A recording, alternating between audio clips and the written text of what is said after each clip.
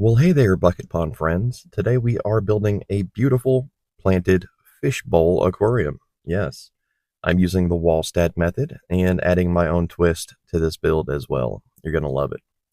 So we are using a 2-gallon fishbowl with a glowfish LED. I got the bowl from Walmart for about 10 bucks, and I got the LED also from Walmart for about $24. Now, I have to have a lid on my projects, so we have to get a little crafty here for this one. I have a piece of bamboo meant for crafting and such. I have added a piece of plexiglass on top of that. We're going to glue it all together with some Loctite, and then we're going to mount our light up there as well. Yeah. So I'll try to keep it simple, but yes, I have to have a lid for my aquariums because we have certain foreign invaders which will get in and make a mess of our little ecosystems. So yeah, I like to have a lid. And I thought, why not build the lid and the light together? That simplifies things a great deal. I got the disc thing from the Walmart crafting section for about $2. And this piece of plexiglass I just happened to have laying around. I did take this lid to the grinder to get that hole in there, that very nice symmetrical hole. But that's our window, that's our slot. And our light is going to shine through there into the aquarium. That's my basic idea anyway. We're going to add a bit of super glue here on the light itself. I should be able to pop this off of here if I really need to. But yeah, I was inspired by some terrarium lamps and things that I saw on Amazon. That has a light, a lid, and an air vent all built into one, meant for terrariums. They're really cool, but they're expensive, so I'm trying to emulate that in my own way. Now I am adding fluval stratum to the fishbowl, and if you look closely, there's like a little area in the bottom of the bowl, kind of like the base, and that's what I'm filling up with the fluval stratum here. I am taking a note from you guys, my friends and followers. We will not be rinsing this fluval stratum. It came right out of the bag. So no rinse at all. We're maintaining all that dust and small particles that come with the fluval stratum. And now we're going to add some sea glass in here. This is blue sea glass. You've seen me work with it a bit lately. And it's really beautiful. It kind of looks like candy, some kind of candy.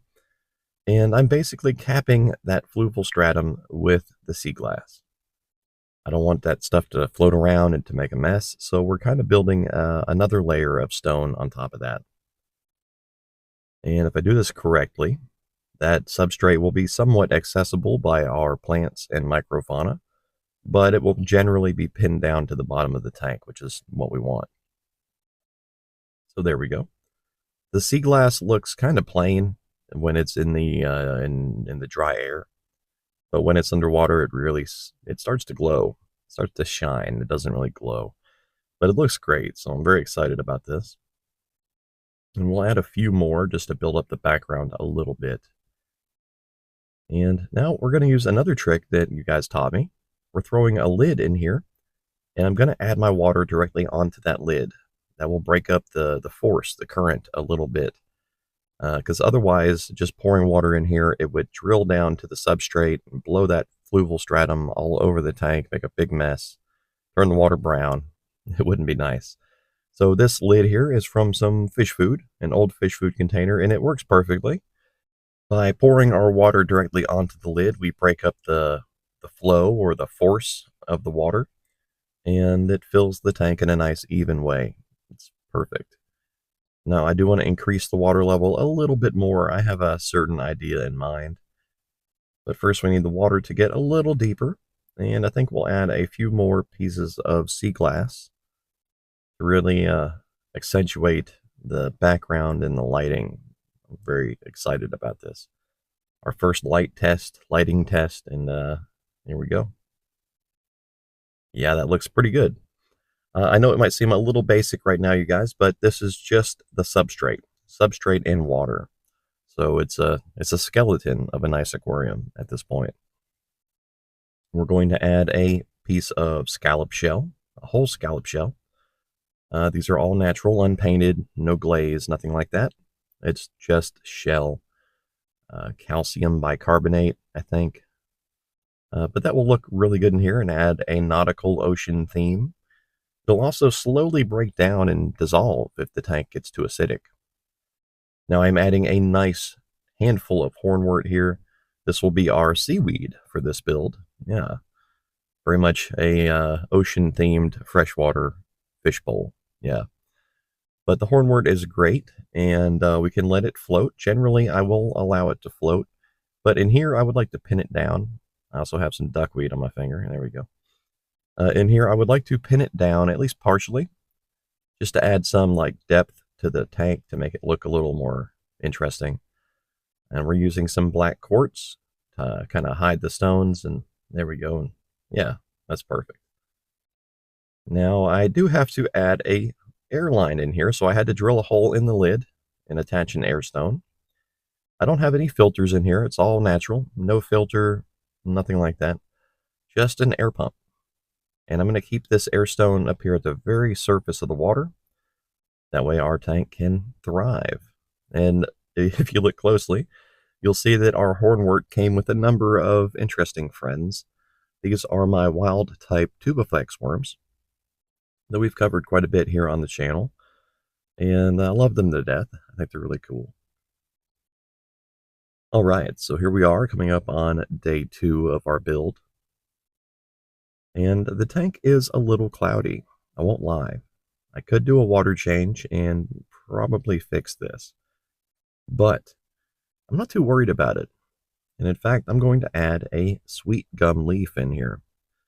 The goal for this project, I should have mentioned in the beginning, is to raise scuds or amphipods, and they will enjoy this leaf a great deal. It'll give them somewhere nice to hide and something nice to graze on. Plus, I think it'll look kind of cool with our seashell and our sweet gum leaf and our stratum. And yep, it looks like I accidentally caught a guppy. Coming in on the hornwort, we have a guppy fry. I think it's a female. And yeah, that's not ideal. But you know what? I'm going to let her stay in here. She's not going to hurt anything. She will have plenty of microfauna to graze on. And she'll act a bit like an indicator of the health of this bowl. So if anything ever happens to our little guppy fry, you'll see her again in a minute. We'll know something's very wrong. Now I am going to add a slice of cucumber because we do have a healthy chunk of tubifex worms in here, as well as some ram's horn snails and some bladder snails. Now my worms are taking some unusual actions in this build. They are colonizing the substrate very heavily. I think these are the same wild type tubifex worms that form colonies at the surface of the water. But here, after a full day, they are very interested in the substrate. They want to get down here. They want to check out that stratum. And I think that's really cool. It was very unexpected. So yeah, we'll allow that to happen. Now, there's our guppy fry again. I do have scuds in here. I have added some scuds, and some did come in on that hornwort. On the hornwort, excuse me. But our scuds are very camera shy. We're not going to see them much. I'll try to get a shot here and there. But that was the ultimate goal of this build, was to build a nice place that we can watch our scuds and get them to reproduce. Now, they are omnivorous little creatures, and if things get going the way I hope, they will eat all of the hornwort in here, and that's fine. At this moment, there's one. At this moment, the hornwort does look pretty rough and a little beat up. That's okay. It'll recover. Trust me. But the bowl looks beautiful, you guys. I've never built a fishbowl aquarium in my life, and I've always thought it was kind of what would be the word? It's a fishbowl. You know, it's been done. But our friend Clay Wise at Wise Fishkeeping, he built a beautiful planted fishbowl, and he told me that you can get this bowl at Walmart for like $10, and that threw me off completely. I didn't expect that. So thanks, Clay. You gave me a great tip, and you encouraged me to get out there, get out of the house, and go find a fishbowl and have some fun. So thank you so much. I was actually in discussion with Clay a little bit during the setup, asking him some different ideas. But I think we ended up with a beautiful aquarium, you guys. And down here at the substrate, we have such crazy worm activity. So if you look at the tank, it looks very clean, but down here below, our worms are everywhere, and I love it. I think it's awesome. They're definitely very interested in the substrate. Oh, and there's one of the scuds right there in a horrible position for filming. Yeah, I have trouble recording the scuds. They run from light, and they also run from the camera when I approach, presumably because they can see me. But they're really cool.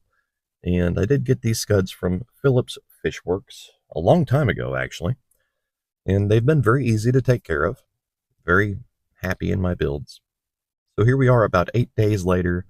This is the big reveal. Here is the bowl as she sits finished. I would like to pin down a little bit more of that hornwort, but it is not good for the hornwort to be pinned like that. Generally, it will lose that fight. It'll break up and wilt and look bad. So I'll take what I can get. If most of it is floating, that is fine. Hornwort does great as a floating plant. That sweet gum leaf looks good in there with the seashell. Um, yeah, I'm pretty happy with it. We have a nice blue and green vibe going, like a globe or something. The hornwort itself looks much better. It's recovered a great deal. Nice and green. It was very pale, if you remember earlier in the video. And we have at least 2 different species of worms in here.